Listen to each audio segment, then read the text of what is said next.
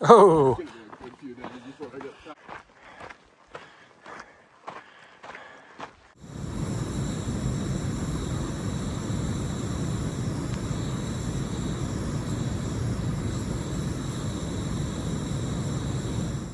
The rain did stop last night a little bit before sunset. It was still a surprisingly cold night. I'm not sure if it was just the temperature dropped as the storm blew in or just because I'm camped up here at 10,700. I have been huddling in my sleeping bag trying to do my edits without exposing my hands, waiting for the sun to hit me. Once again, I could have picked a better spot for early morning sunshine. And once again, thanks to the rain, I have the joy of putting on wet shoes and layers this morning. Kind of a middling site as they go. I just didn't want to camp right off the trail, and that is the majority of the sites up here. There is not a cloud in the bloody sky that I can see, which is a really refreshing change after the last couple of days. You can see up in the high country those little wisps of snow. Those are new from the storm yesterday.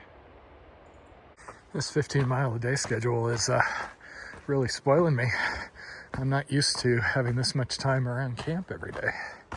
So I do have another pass today. This one is just Glen, the one that leads from basically the backside of Kearsarge into the Ray Lakes area. That's a pretty gentle pass as they go, and you're not up and exposed nearly as long as Forester, so I'm less worried about the weather today. So of course, the weather today looks spectacular. Everybody out here, of course, has been talking about the weather, and everybody seems convinced that this bad series of storms are over. Unfortunately, the only forecast I really trust for that sort of information is eastern slopes of Inyo, and I don't have internet back here to be able to check that. I have not had the best luck with Garmin InReach forecasts being worth a damn.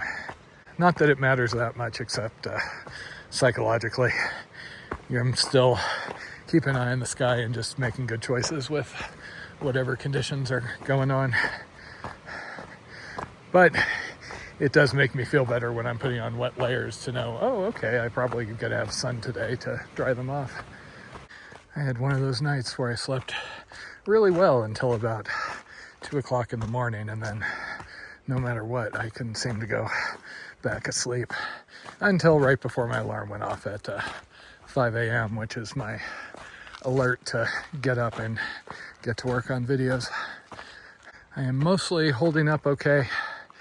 This is 60 miles or so into this trip, and I had the 80 plus 90 mile trips the previous weeks. The one exception is my lower back is twinging a little. I'm not sure if it's how I slept or just the fact that I came pounding off the pass yesterday. Hopefully it'll warm up. Assuming my back doesn't get worse, I'm anticipating the next couple of days being a bit easier than what I have been doing, based off elevation profile and my memories of having done these passes before. It's actually kind of funny. Because I know this area, I actually don't lose myself in the hike quite as much. This is why when I was on the PCT, I actually enjoyed the desert in NorCal more than the Sierra. It's beautiful being up here, I love being up here, but I knew what was around every corner, I knew what was over every pass, and it was hard not to just be thinking of, okay, and then I'm gonna go over here, and then there'll be this, and then there'll be this, versus normally when I'm on a trail for the first time, I just don't know what I'm gonna see around every corner. Keeps it new and fresh. Here's an example of one of those surprises that popped up around a corner a couple of years ago. That was partially why I cut short that overlap section of the CDT when I went back after that whole COVID Noro incident. And then I got on new trail again, and I just enjoyed myself way more. If it looks empty out here, it very much is not. I am just selective about when I'm filming because I don't want to be jamming a camera in somebody's face.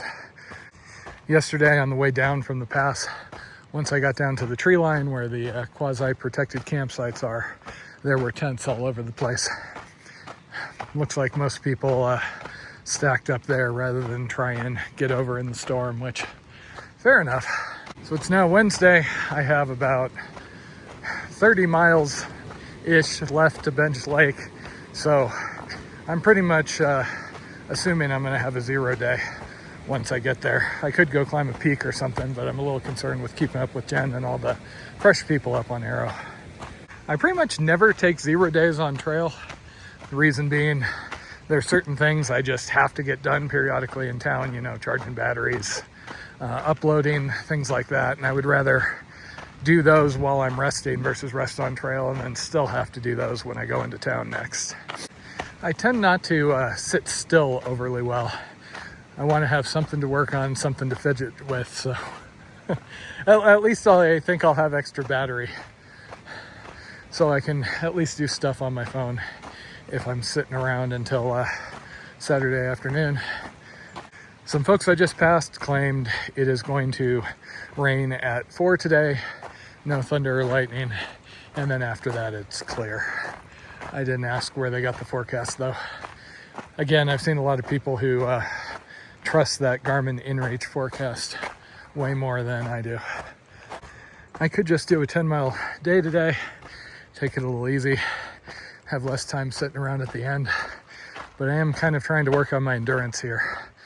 And hiking on the long trail, I'm expecting to push that, so I'd rather do longer days. Plus, 10 miles drops me in the middle of Ray Lakes, and Ray Lakes is a really pretty area, but it is highly, highly impacted by everybody going out there, so I prefer to move into less trammeled areas. That pointy peak out there is probably Dragon. Used to be one of my favorite peaks to lead for Sierra Club because it's got a third-ish class summit block that is safer than it looks, so it makes for awesome Facebook profile shots, but it's actually really controllable and you don't have to worry about actually having anybody get hurt.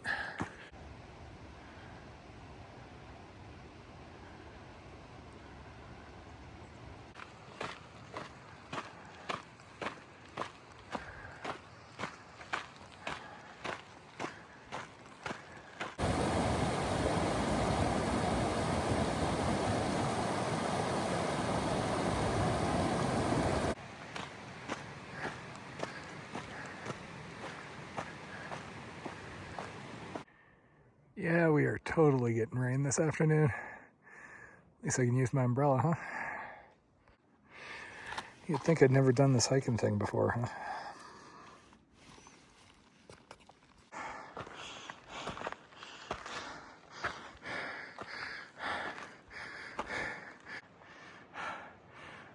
So that awesome looking peak is East Fedette.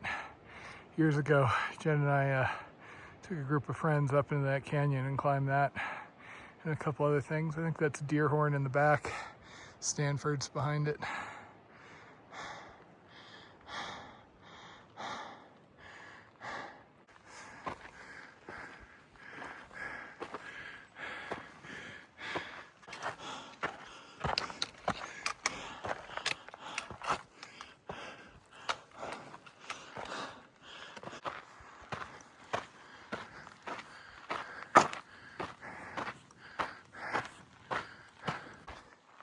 So this is the backside of Kearsarge Pass.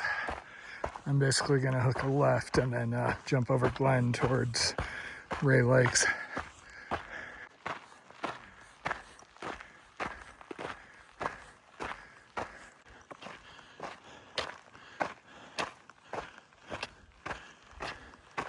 So that's Charlotte Lake.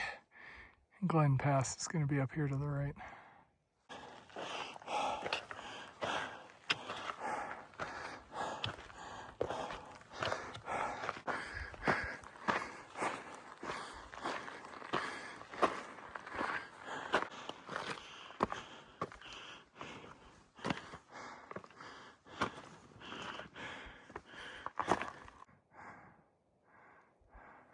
That's Charlotte Dome.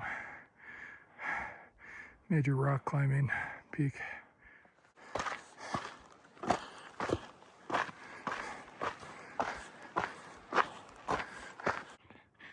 So Rhodes End is out there, which is one of the deeper access points to the Sierra. I should be there in a weekish, if everything goes well. Almost over the pass, but I'm having a hell of a time. Whatever that muscle twinge in my lower right back, upper butt is, really bothers me anytime I have to go down. Up's okay.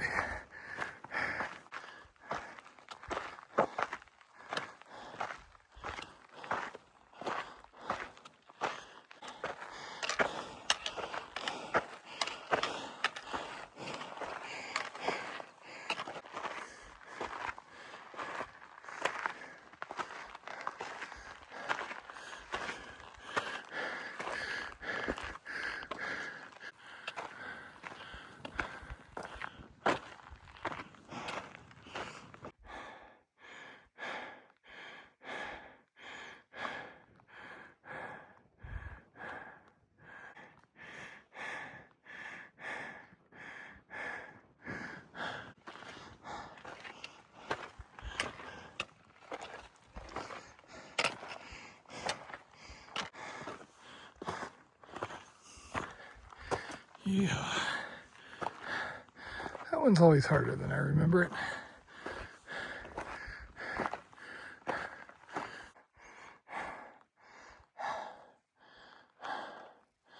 Ray Lakes.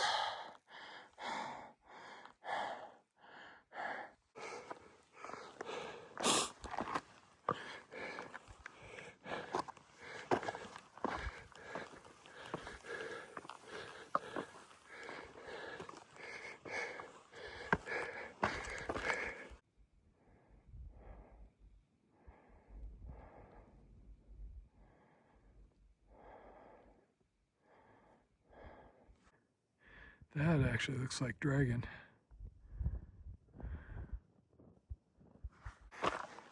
Years ago when I first tried to do the JMT, I ended up having an early winter storm hit while I was camped down there at Ray Lakes.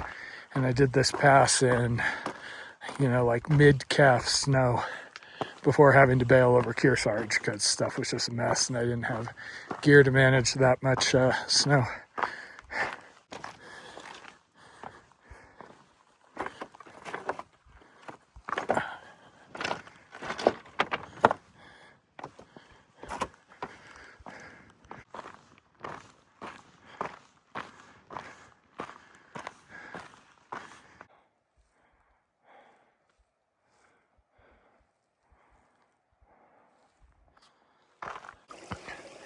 I always find it hard to impossible to pick out the actual passes from a distance. That's actually it.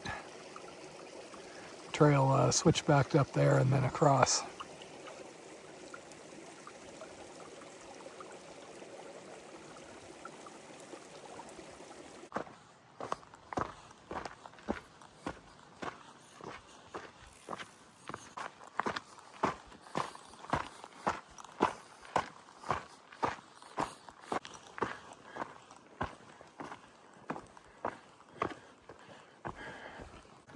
Oh!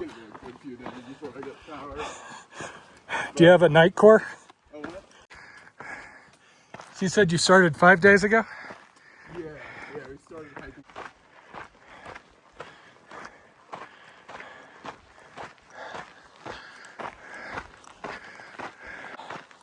So just about 4 o'clock and no rain over here yet, at least.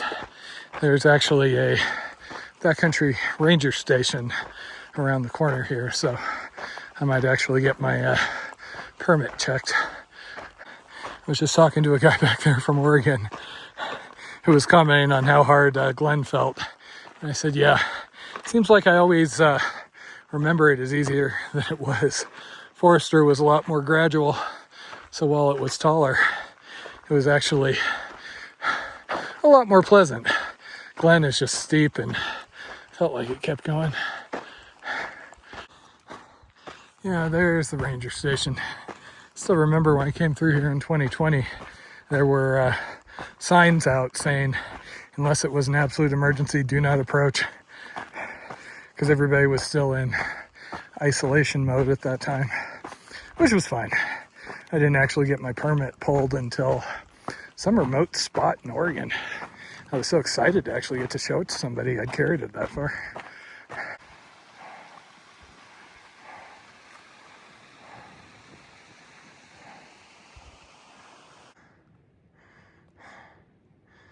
Oh, fun times.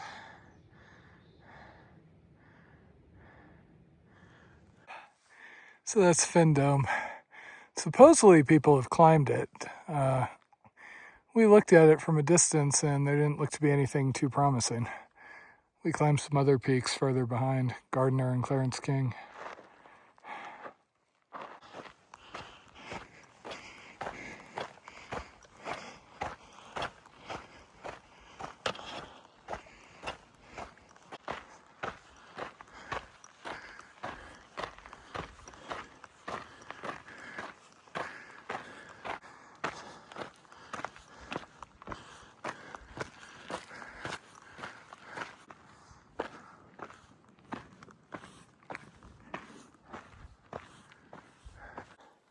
Those guys actually recognized me. They talked to me when I was up near Sonora doing one of the other warm-up trips. I kind of wondered if I'd run into anybody like that. It's kind of fun jumping around like this.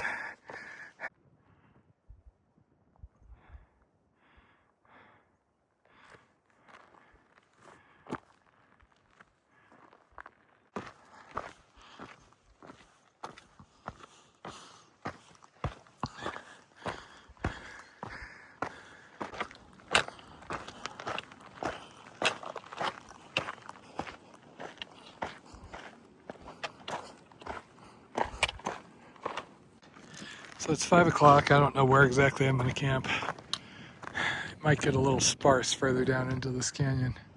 But I'm close enough where I can make it to Bench Lake tomorrow already. Okay, filled up water so I can camp whenever I can find something. Unfortunately, this terrain is not providing much. I've been climbing around on the hills and it's all grass and rocks. Hey, score. That will work for tonight. Yeah, people suck. Toilet paper everywhere and barely covered cat holes. Looks like I found an alternative back here though. As the quote goes, everything's great except for the people. Per far out, there are some on-trail options down there. I've been seeing a lot of people really huffing and puffing up this hill though. I think it might be part of the Ray Lakes loop, so I'm not super confident in finding something that's not occupied, basically. Okay, a little shy of 14 miles. Not the best, but considering this weird pain in my back, I'll take it. The back thing is only problematic if I move in certain ways, and I'm hopeful that this will be kind of similar to that thing I had in the Keys and that I can kind of work past it, especially since it looks like I have an on-trail zero coming up. Home sweet home for the night. There is a decent chance that I will be sleeping at Bench Lake tomorrow, if things go well. Well, that's the first. I guess this trip was going a little too well. I think I just lost a crown. I have been feeling like I can't catch a break this year, and this isn't helping. My only experience with losing a crown was Jen, and that was back in town, so I'm trying to get a hold of Jen, but not the best place to get a satellite message out, so I don't know what I'm going to do, but I think most likely I just lost 10 more days in the Sierra. Which is such a bummer when the weather is just starting to clear, and yesterday was such a good day.